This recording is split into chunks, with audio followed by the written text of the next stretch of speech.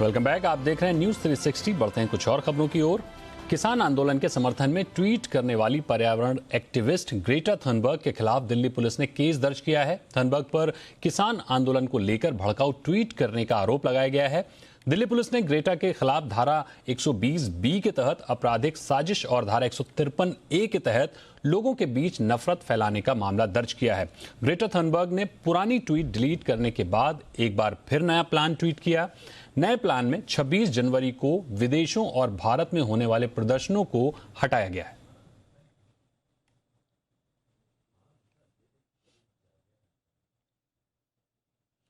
दिल्ली का गाजीपुर बॉर्डर फिर सियासत के केंद्र में है। शिरोमणि अकाली दल की सांसद और पूर्व केंद्रीय मंत्री हरसिमरत कौर बादल समेत 10 विपक्षी दलों के 15 नेता आज किसानों से मिलने गाजीपुर पहुंचे, लेकिन पुलिस ने उन्हें रोक दिया। विपक्षी सांसदों ने गाजीपुर बॉर्डर के हालात को जेल से ज्यादा खराब बताया।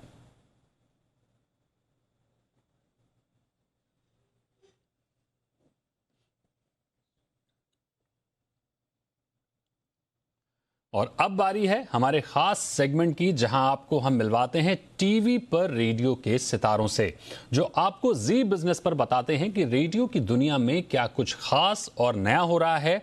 और आज इसी क्रम में हमारे साथ जुड़ रहे हैं रेडियो सिटी 91.1 एफएम के आरजे सलील। सलील, बहुत बहुत स्वागत है आपका। नमस्कार, थैंक यू। सलील, आपका क्रिकेट के साथ पुराना नाता रहा है, अच्छी खासी दिलचस्पी रखते हैं आप, तो सबसे पहले ये बताइए कि हमें पता चला है कि आपके पास आईपीएल पर कोई इनसाइड स्टोरी है, क्या है वो खबर? बिल्कुल, देखिए कल बहुत बड़ी श्रृंखला चालू होने वाली है भारत और इंग्लैंड के बीच में। और मैं एक्चुअली नवंबर में दुबई में था। जैसे ही आईपीएल वहां खत्म हुआ था, वहां पे सारी खबरें आई थी कि ये दुबई में दोबारा होने वाला है। लेकिन अब ऑलमोस्ट बात कंफर्म हो चुकी है कोरोना की के चलते, क्योंकि दुबई में केसेस बढ़ गए और भारत में केसेस बेटर हुए हैं। तो आईपीएल एक तो भारत में होगा, लेकिन मुंबई में ऐसा हो सकता है कि 4 वेन्यू पर और पुणे को इंक्लूड करके बहुत बड़ा सेंटर हो सकता है मुंबई ही फॉर आईपीएल। और जैसे कि हम लोग नॉर्मली देखते हैं कि नॉर्थ साउथ ईस्ट वेस्ट में पूरी ट्रैवलिंग होती है, मेरे सूत्रों के मुताबिक मुझे ये पता चला कि अहमदाबाद और मुंबई मेन सेंटर्स होंगे आईपीएल के। तो जो भी क्रिकेट के प्रेमी हैं, शायद सेकंड हाफ में लोगों को जाने की भी अनुमति मिले। अभी चेपॉक में अगर ऑडियंसेस अच्छी तरह गए सेकंड टेस्ट मैच में और अच्छा कुछ सब कुछ रहा, तो मुझे लगता है कि आईपीएल में पब्लिक भी जा पाएगी और मुंबईकर्स के लिए बहुत कमाल का टाइम रहेगा, क्योंकि वानखेड़े स्टेडियम को छोड़ के भी ब्राबन स्टेडियम में शायद हमें कुछ देखने के लिए मिलेगा एट सीसीआई स्टेडियम। तो it is a real treat जिसके लिए हम लोग इंतजार करें अप्रैल के महीने के। बिल्कुल, यानी फिंगर क्रॉस करके रखना पड़ेगा क्रिकेट प्रेमियों को कि शायद इनको इस बार आईपीएल देखने का मौका मिल सकता है। आप एक्टिंग सिनेमा से जुड़े रहे हैं लंबे वक्त के बाद। अब 100% ऑक्यूपेंसी के साथ सिनेमा हॉल खुलने को केंद्र ने हरी झंडी दे दी है, लेकिन राज्य सरकारें अभी भी पूरी तरह से कॉन्फिडेंट नहीं दिख रही हैं। कितना जरूरी होगा फुल स्ट्रेंथ में सिनेमा हॉल का चलना, या बीमारी का डर अभी वाजिब है? देखिए, बीमारी का डर तो वाजिब रहेगा जब तक हम लोग को वैक्सीन नहीं मिलेगा। लेकिन एक और भी बात मैं पॉइंट आउट करना चाहता हूं कि सिनेमा थिएटर्स जब 50% ऑक्यूपेंसी पर भी चल रहे थे, तो सिर्फ 5-10% ऑक्यूपेंसी एक्चुअली आ रही थी।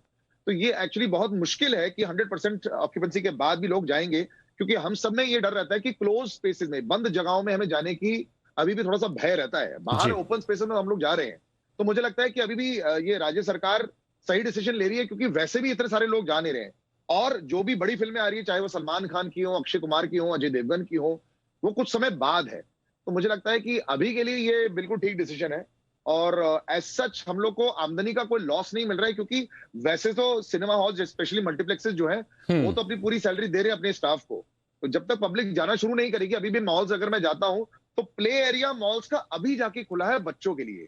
तो एक बार बच्चे वहां पे प्ले एरिया जाने लग जाएंगे, उसके बाद ही माँ बाप में कॉन्फिडेंस आएगा कि वो थिएटर्स जा पाए। तो अभी भी थोड़ा समय है, मेरे ख्याल से 1-2 महीने बाकी है जबकि सारे सिनेमा हॉल्स खुल पाए। बिल्कुल, अब फुल स्ट्रेंथ की बात चली रही है तो मुंबई लोकल की बात कर लेते हैं।